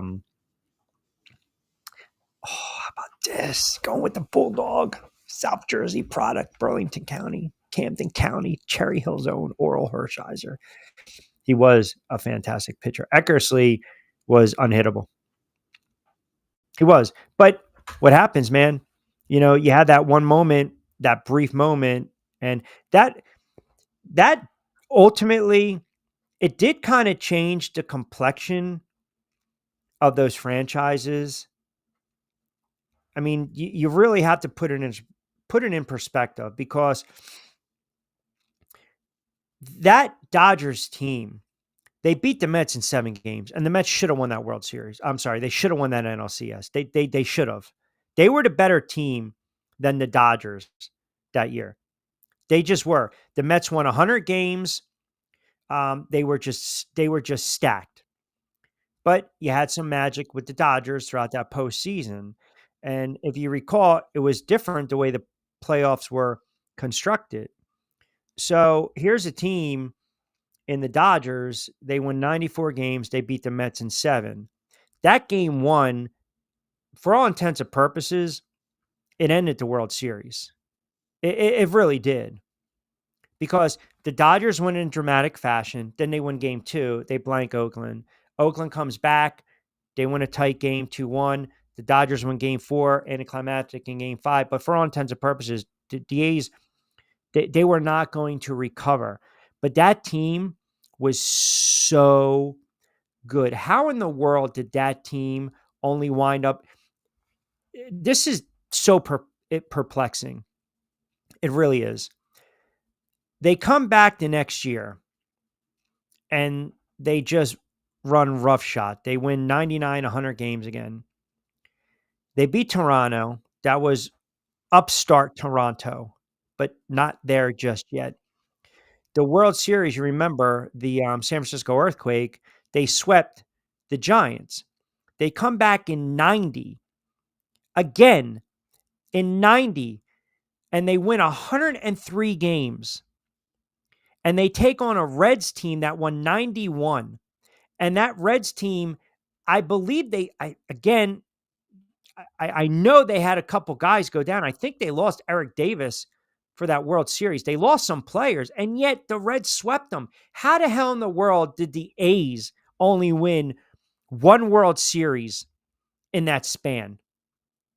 It's beyond me. They should have won multiple World Series. That's why that game 1, 1988, even though they came back and they beat the Giants the next year, and the Giants were just so, the Giants were just so, they were trying to punch above their weight class. But that A's team, stacked. That team was stacked. I mean, you go up and down that lineup. That team had 4, 5, 6 guys: McGuire, Henderson, Dave Henderson, Canseco, Harold Baines, Willie Randolph, Steinbach. They were loaded. They were loaded. Not to mention the depth, the bench, not to mention their pitching stats. And you only win 1 World Series? Very disappointing. Very, very, very, very. Gibson home run in extras in 88. Yep. I don't know the game. Now he killed. He was Mr. Clutch that year. I mean, he was phenomenal. He was phenomenal. He was absolutely. He came in and he was a pro's pro, and that's all you can ask for. He came in with that track record and that pedigree, and that's all you want. And I think it was game 3 or game 4 in extras that he had the big home run. That was a brutal series if you're a Mets fan. That was an absolutely brutal series. But, a player can change the course of a franchise.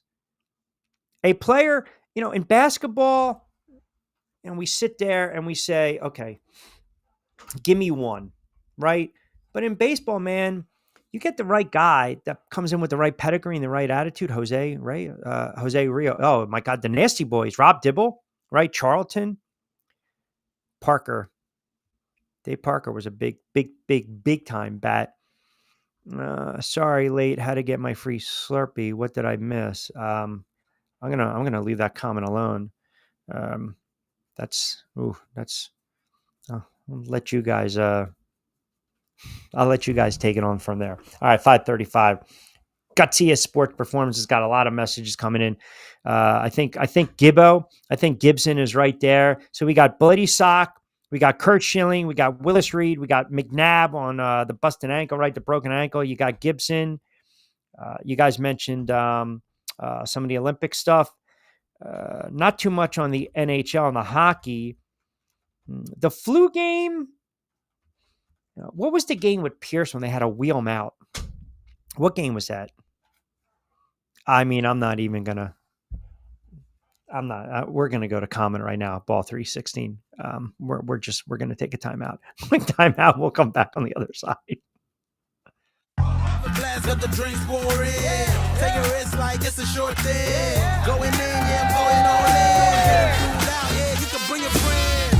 Dive right in, let's go. Do more than dip in the flow.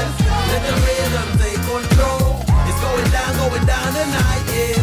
Dive right in, let's go. Do more than dip in the flow. Let the rhythm take control. It's going down tonight, yeah. Dive right in.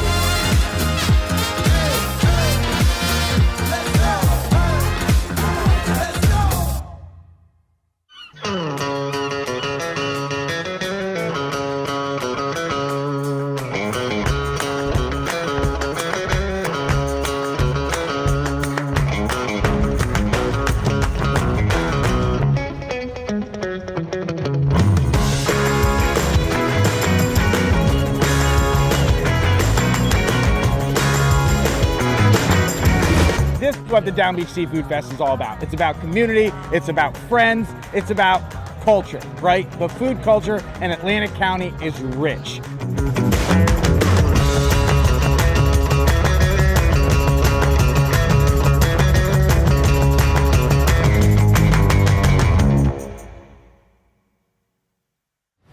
Hidden in an abandoned campground in South Jersey lies a mystical encounter with brews and spirits, where bonfires burn, shadows dance, and flavor favors the bold. Ghosts, ghouls, goblins, grown-ups, it's time to reclaim Halloween. This is Witchcraft, October 10th and 11th. For tickets and information, visit witchcraftnj.com.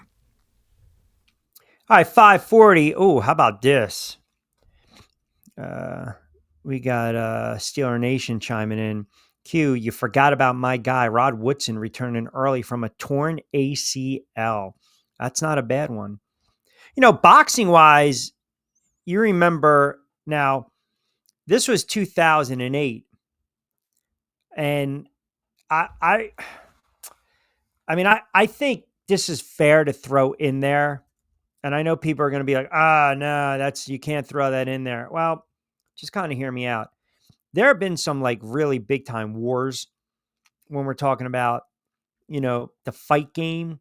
And I bet you this will get the attention of one person or two people who I know listen in religiously. But how about when Cotto fought Antonio Margarito? I mean, he got pounded. He got pounded in a fight. He lost a fight in the 11th, but he took a beating. He took an absolute beating. C-SPAN chimes in. Q, what about McHale and his broken foot? Oh, that was what? 86, 87 playoffs, right? Against the Chicago Bulls. That's not a bad one. Oh, here you go. We got another one. First Lady says, Kerry Strug, hands down, Q, injured ankle. Oh, and she even gave me the stats. 9.712 score on the vault. There we go. Kurt Schilling again. We got the bloody sock. Got a couple things for T.O. Got a couple things for Davis and the migraine. All right, that's not bad. That's not bad at all. I got one for you guys. I cannot believe we didn't come up with this. Hold on. The only hockey one that was big was Bobby Bowen way back in the day, Game 6 in OT.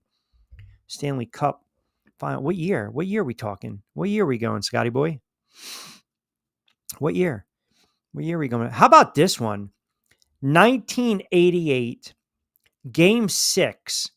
Isaiah Thomas twists his ankle, scores 25 in the quarter, finished with 43, 8, and 6. Byron Leftwich, thank you. So O chimes in. Leftwich Q was back in 2002, Marshall versus Akron. He threw for over 300 yards. All right, you guys get on me, but this is what happens. This is why I love my listening audience. You tweet this right at me. Bobby Bond's broken ankle, 1964. Good pull, Scott. Stanley Cup Finals, Game 6. Now, everyone's talking about Michael Jordan and his flu game, but what about Walter Payton when he ran for 275 yards? Let me see. Mel says Gibby, easy. Who's a Cowboys fan, says without a doubt Emmett. You guys are pretty good with this. Jarrett says Rivers torn ACL. Bunker Boy, McNabb's broken leg. Was that 2002? It was raining pretty bad that day, was it not? Do we count Kobe Bryant when he tore his ACL?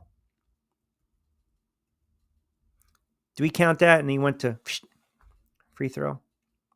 I'm going to say that Willis Reed, if we were to, do like a straw poll, I think Willis Reed would stand alone, because you're talking, a game 7 of the NBA Finals. Jared chimes in again. Chargers fan. Q, you forgot about Kellen Winslow. Oh, in the humidity, 1982 AFC divisional round. He was blocking field goals, catching balls. I think he had like $175, a touchdown. That's not bad. That's actually very good. I think Willis Reed, Madman, not bad with the Ronnie lot. That's, that's fair. Jordan in a flu game probably grows. Let me ask you guys a question. Do we equate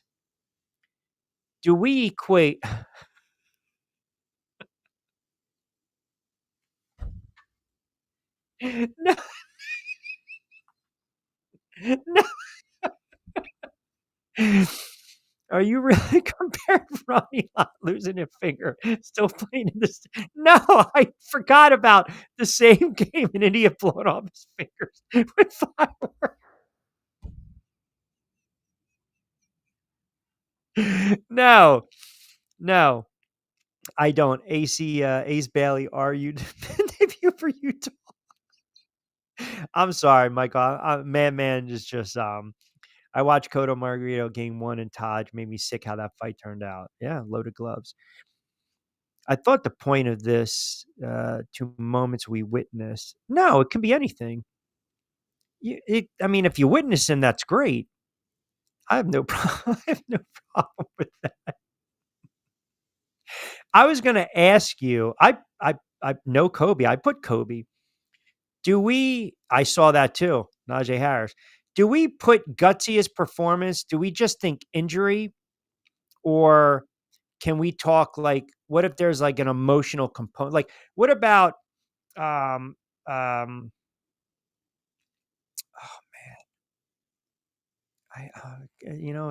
I think that's apples and oranges. I don't know if I want to go that route.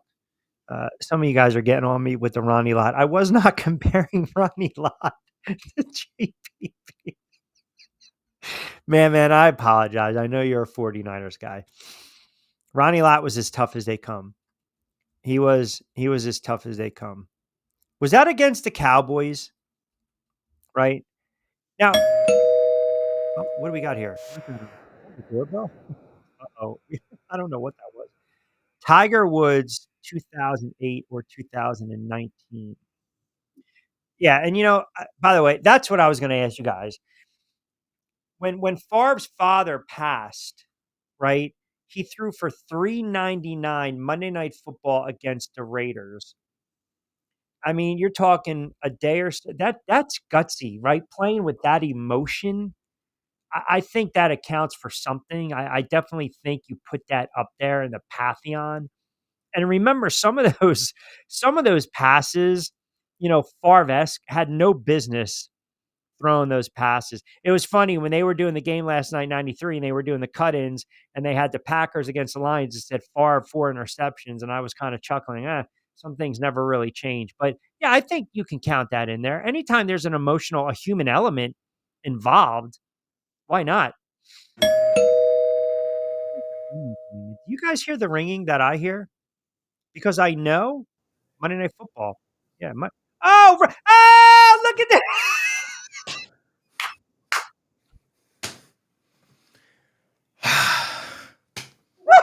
For the love of God. Look at this, the incredible shrinking.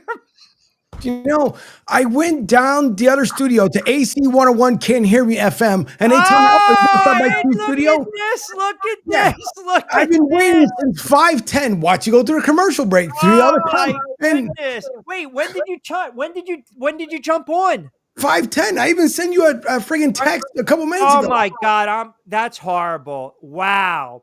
What? Yo, I apologize. The incredible Shrinker Hermano, Angel Martinez, CEO, and the guy that makes it happen, 1029 FM, the game. You know what? That's horrible by me. Well, I got you for 15. That's okay. But wow, you know what I do? I turn the phone off so I'm not interrupted. Yeah, you ever look down in your green room just to see if someone's just hanging out there? What's that? You ever look down in your green room just to see if someone's there? I'm look at that. I mean, we're locked in today. Look at the comments. Look I at see that. We're locked in, man. I'm sorry if I would have known, and by the way, because you have access to my platform and EVMux, you just friggin' fire yourself off. That's right. That's Your what I do. pizza is at the door. Wait, so you're ringing a bell? Yes. Yeah, don't do it again. You know why? Because you know what happens when you did it. What's that? Take a guess. Take a guess who perked up. Man. Oh, I forgot.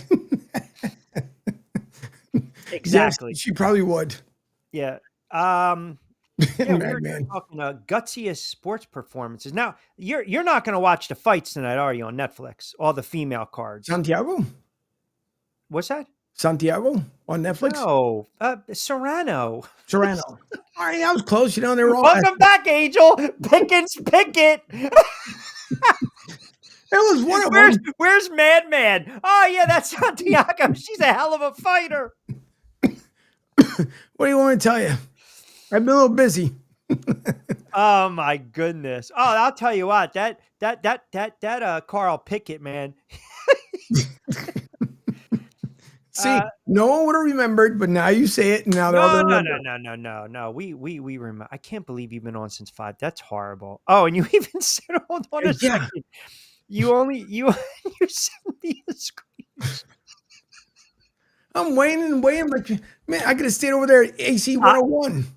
Listen, I apologize. How hot? What's the temp today? 104. No, it's not. Of course it is. Hold it's on. 95 and the heat index at 104. Hold on.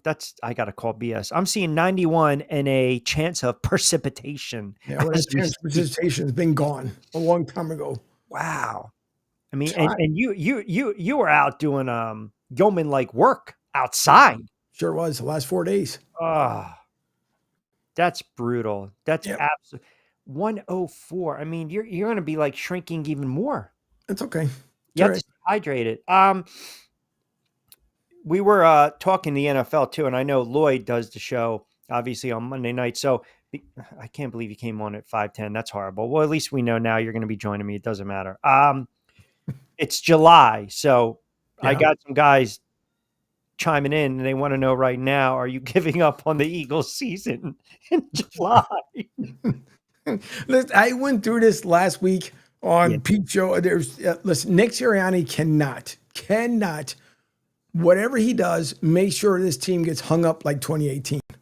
It can't. Angel, What? he just won a Super Bowl. Okay.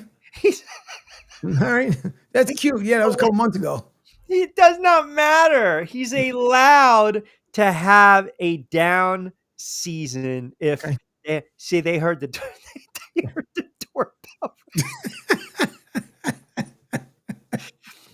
Oh my goodness. Oh yeah, Jim Abbott, of course, pitch through a no hitter, right, with one arm. That's too funny. So if if they make the playoffs, win the division, but get bounced in the divisional round, are you going to call for Sirianni's head? No, Okay. because at least they made the playoffs. So I'll let them slide there. But you're talking about if we start off again, whether it be in 04, 06, no, you can't, because that means you're still hung. I'm happy they haven't gotten their rings yet, so they can remain focused upon this year. Okay, I don't care if they get them. Oh my God, you're horrible, horrible. You can't even enjoy what they were able to do last season, and they waxed Kansas City in the Super Bowl, and you sat there probably hanging out, friggin' with all the other, rats at Tampa Joe's, That's just right. living it up. And now all of a sudden you're sitting here on July 11th, and you're almost balking at the fact that if they don't make the playoffs, you're gonna bemoan the head coach. Unacceptable. Okay, well, he's got his bodyguard, the big dummy. He's got him. He can protect him. I'm not worried about it. Listen, that was, as I always say, you celebrate right all the way up until the end of that week. Go through your tours on TV and everything else. After that, no, there's no excuse. It's time to get back to business. Period. Now, I mentioned this when the Panthers won again. Is Florida now considered a hockey town? Yes. 4 out of 5 Stanley Cup champions here out of Florida. Yeah, you have to. No matter which way you look at it. If you got Sam Bennett, who didn't want to go anywhere else but stay in Florida and gets an 8-year deal, yeah. And you also get Brad Marchand for another season. Was it vibing down there when they won? Oh, yeah. Really? Yeah, it was. And it's because you got to remember, too, I mean, Lightning fans now, I mean, you're talking about, if you're keeping it local, Flyers, Devils, hatred, rivalry, right? Yep. Same way with the Rangers. Flyers, Rangers. Sure. You look at it the same exact way, because when you have Panther fans, they'll make, and it's not like they're going way out of the way. You're talking about 4.5 hour trip down from the Miami, from Sunrise up to Tampa, and they're showing up in numbers. Yeah, because they're basically giving the business to Tampa as Tampa did to Florida a couple seasons ago. And so you look at it, you have to. No matter this coach they have, their head coach, no nonsense, gets the job done, even gave away the farm. Because you know that once you win a Stanley Cup, NBA championship, Super Bowl especially, everybody goes away. Now it's time to go, because your salary cap is at a certain point. Somehow or another, this man was able to do so, plagued with injuries, and still won back-to-back Stanley Cups. Interesting. Mike on Facebook chimes in, Q, love the boxing talk in the 4 o'clock hour. I know you mentioned Atlantic City. And by the way, on this date, 2009, Arturo Gatti passed away. Yes, that's correct. July 11, 2009. Yeah, we were talking with the fights. And just tonight, you got the Netflix, Jake Paul, MVP Promotions. It's an all-female card. You got wall-to-wall belts on the line, so it should be very, very, very interesting. I know that Miami stinks. The Marlins stink. The Rays are kind of going through it. The Dolphins, they got some questions with their head coach and their quarterback. And then, in your neck of the woods, Tampa Bay should win that division by default. I feel as though, is there buzz? I know we got a couple minutes left, but is there a buzz right now for the Bucks and the Dolphins? No. Any type of buzz? Nothing. Because you got to remember, Mike McDaniels shouldn't even be a head coach, in all honesty. He really shouldn't. But the Dolphins, for some reason, keep believing in him. And you listen to his press conferences, there's nothing impressive about it. I mean, he talks about how much he doesn't really want to be there. Alex Cora wanted to step away from the Red Sox. And you got this numbnut down there, this dum-dum over there in Miami. It's the same way. Like, he's like somewhere in, matter of fact, him and Aaron Rodgers should just ride off in the same balloon. Same one. Because they're basically both worthless. Any Steelers fans, I hate to break the news to you, you guys are going to make the playoffs. I'm just telling you right now. Oh no, I mean they're not. I kind of already said it. I think it's going to be a very long and down season for the Pittsburgh Steelers. I think it's going to be a long season for the Jets. I think Miami's going to have some issues.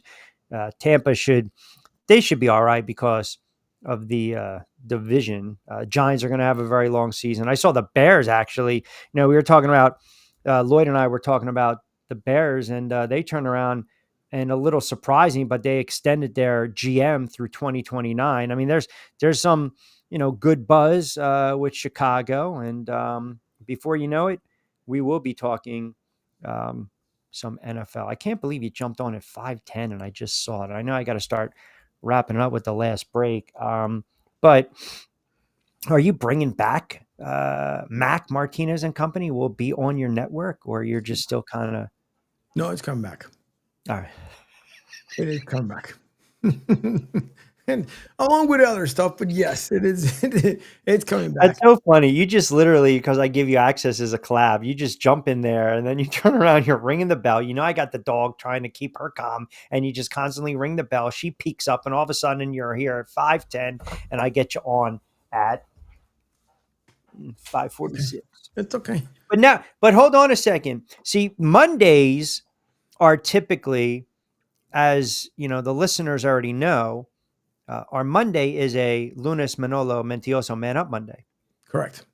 Our Fridays are What the Frig Friday. Now, I don't like, a What the Frig. Maybe we should do a What the Frig Martinez Friday. I mean, if that's the best day for you, at least I'll know ahead of time. I don't know. We got John Bueller in the 5 o'clock hour. We got Costco on High School Sports in the 4 o'clock hour. We'll try to fit you in, work around the schedule, but then I'm going to have to tag the segment. And I can't do a Martinez, Lunes, Manolo, Mentiroso Man Up. I just can't. Doing Teniendas. I can't. I'm sorry. Well, just add another M. That's all. I can't, but that's too many. That's okay. That's absolutely unbelievable. What do we got here? Self-employed. See, this is what I'm saying. I mean, hey, where's the joke of the week? I'm waiting for the joke of the week before you go to break. No, absolutely not. See, this is what I don't need you to come on and start feeding the masses, poking the bear. He tried to come on with a joke, and then I could not read the punch today on the air. I can't. I know. I'm being watched. He can send it to me though. All right. Well, we will definitely, as always, follow. Hold on a second. See what I'm saying? You have to. I can't punch it up. I got paid sponsorship and advertisers, and you're asking this guy for the joke of the day. That's unbelievable. And we know exactly the direction where his mind is at. That's it. That's what you know. I get.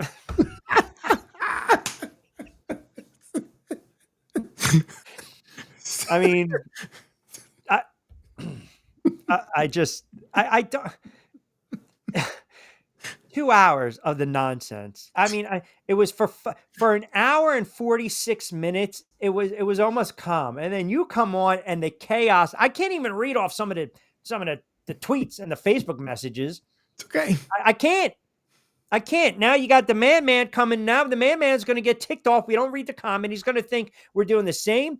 We're discriminating against him like we did with, the bunker boys and Trevor. And you did that last football season. I didn't. See, here we go. Here we go. All right. We got, I can't. All right. So what day works? Do we have to add another M in Mondays? See. So all right. Claro que sí. So it will now be, no, we're not ringing the bell either. Do you guys not get it? The dog is quiet right now. Just stop. So we will have to add a Martinez, Manolo, Lunes, Mendioso, Man Up Monday on Middays with Q. All right. I have a tight, this is different now. We got a tight window. I got to start telling everyone. De facto, don't believe it. Don't believe it. That wasn't me. I'm putting it out there right now. That was not me. All right. Don't worry. Follow along. Triax57 on Facebook, IG, and X. Rich Q on Q. IG, Rich Q. On the mic on TikTok. I refuse to go through these last comments, and that's pretty much it. The truth is finally revealed. I knew it. Man, I'm not even going to go there. All right, Angel, you have I appreciate you popping on. Enjoy me. Yeah, Joe. You know what? I got a hard out at 6 o'clock. All right. Angel, always appreciate it. Gracias por tu tiempo, mi hermano. He'll be back with me on Monday. Everyone have a wonderful Sports Friday. Enjoy your weekend. We will be back in the saddle on Monday for a Monday edition of Middays with Q right here on Triax57, Triax57.com. Have a good sports weekend. Be safe, be sound, and as we always like to say, hasta luego, buen día.